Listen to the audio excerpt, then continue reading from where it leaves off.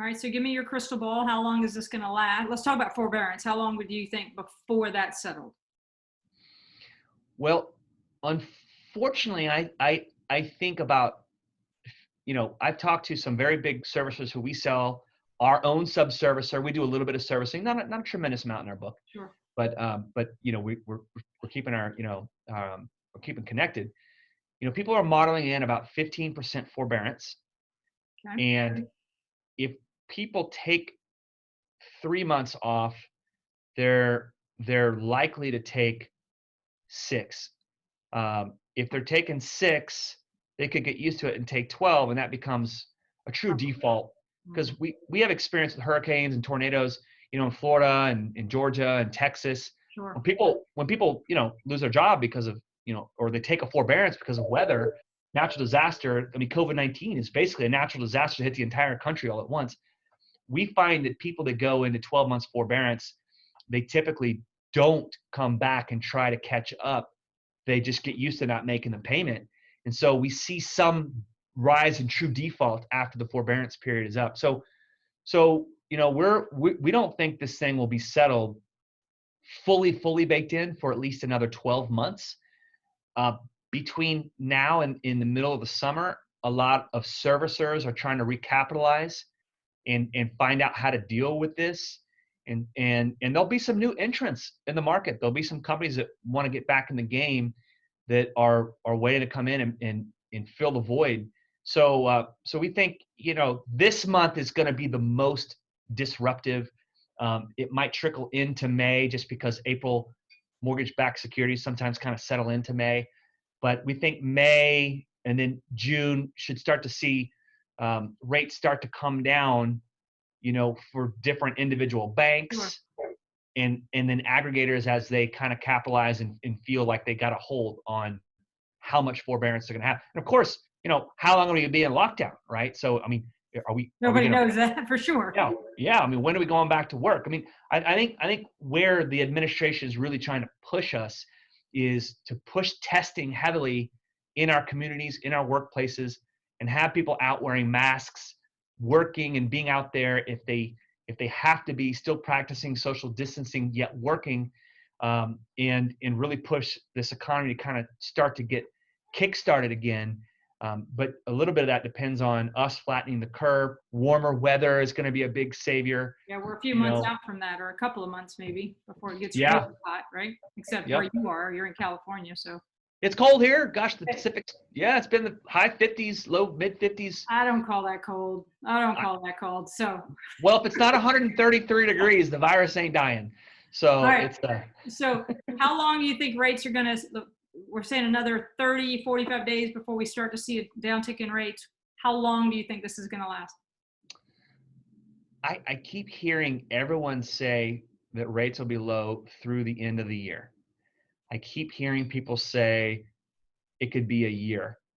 And I think with as much, if the amount of people that are offering lower rates continues to shrink, with the fact that where MBS are trading at basically $6 trillion in loans are eligible for refinance, I could see this lasting through next July of 2021.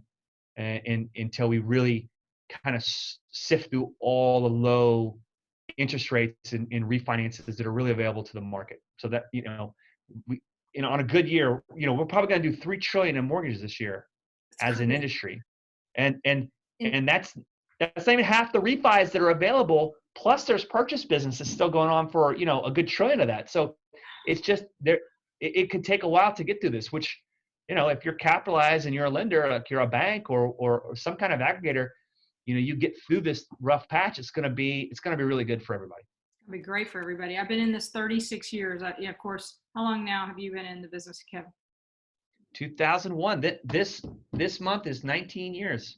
Oh my gosh. So does that mean I'm old enough to be your mother? And we won't go there. So no, I'll be 44. I'll be 44 in August. I am not old enough. Well, it depends. But anyway, no.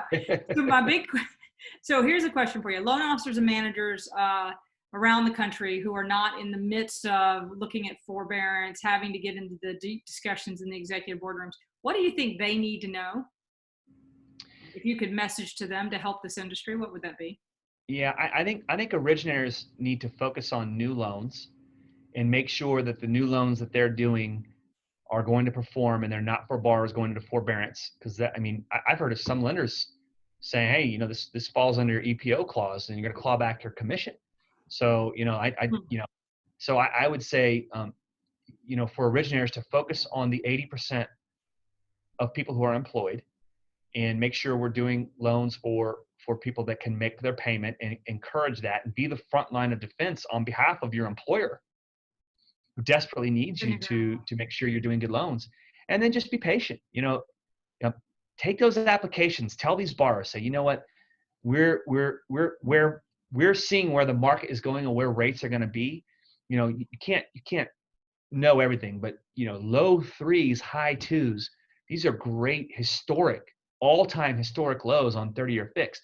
Sure. So start to collect the documents, continue the relationship, get them giving you their pay stubs and income and sure. Assets. Take the application and get an appraisal going. That's taking longer than normal.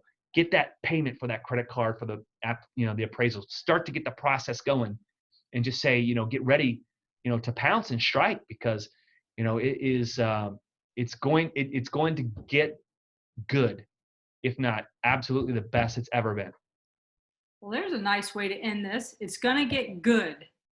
And I got to tell you, when I think of a loan officer and the managers out there, managers need to over communicate. As that's what I'm trying to help the industry, and listening to people like yourselves to say, you guys are working behind the scenes, but these loan officers, the perfect quality app this is one of the most crucial times ever in the history where that app means more because of the capacity challenges, right? And the second is making sure they're protecting the lender and listening very intently. Is this guy about to lose his job?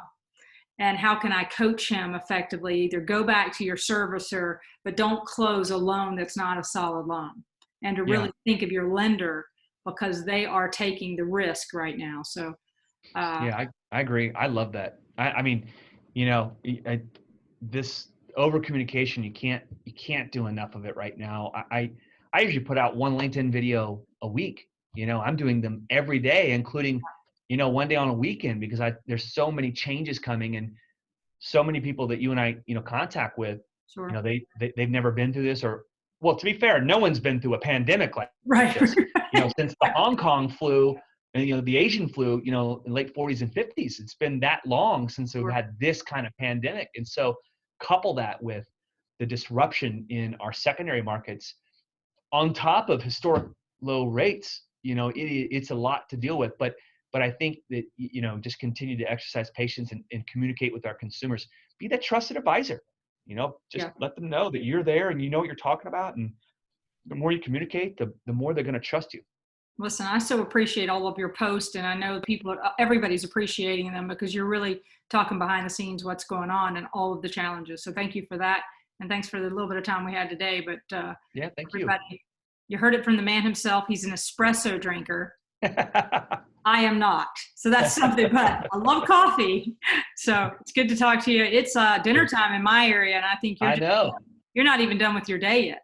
I haven't even started. I haven't started lunch hardly. So yeah. I know. Well, thanks for your time. Thank you, Casey. I appreciate it. Take care. Bye-bye.